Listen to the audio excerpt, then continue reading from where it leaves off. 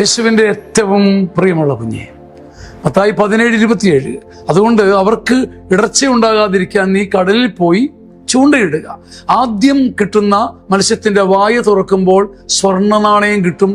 അതെടുത്ത് എനിക്കും നിനക്കും വേണ്ടി കൊടുക്കുക. ചങ്ക് വെച്ച് അധ്വാനിച്ചിട്ടേ സമ്മാനം തേടാവൂ. അന്യർക്കും ആർക്കുമാകട്ടെ നമ്മൾ ചോര വിയർത്തില്ല എന്ന് പറയിപ്പിക്കരുത്. നമ്മുടെ ഹൃദയം നേദിച്ചു, ഐ ഡിഡ് മൈ മാക്സിമം, ഞാൻ എൻ്റെ ഹൃദയം മുഴുവൻ കൊടുത്തു എന്ന് പറയുന്നിടത്ത് മത്സ്യം വാതുറക്കും, കടല് വാതുറക്കും. നീ കടലിലേക്ക് പോകണം. കാടപ്പക്ഷി വന്നു വീഴട്ടെ എന്നോർത്ത് കൈനീട്ടിയിരിക്കരുത്. മന്ന പൊഴിയട്ടെ എന്നും പറഞ്ഞ് കൈനീട്ടിയിരിക്കരുത്. നിനക്ക് ദൈവാശ്രയം കാണും, പക്ഷേ അന്യർക്ക് മുമ്പിൽ നിനക്കൊരു നീതി വേണം. നീ ചോര വിയർക്കണം. നീ പോയി കടലിൽ പോയി കൈ നീട്ടി ചൂണ്ടയിട്ട് നിന്റെ വിയർപ്പിന്റെ മണിയുടെ വാ, അതാണ് മത്സ്യം.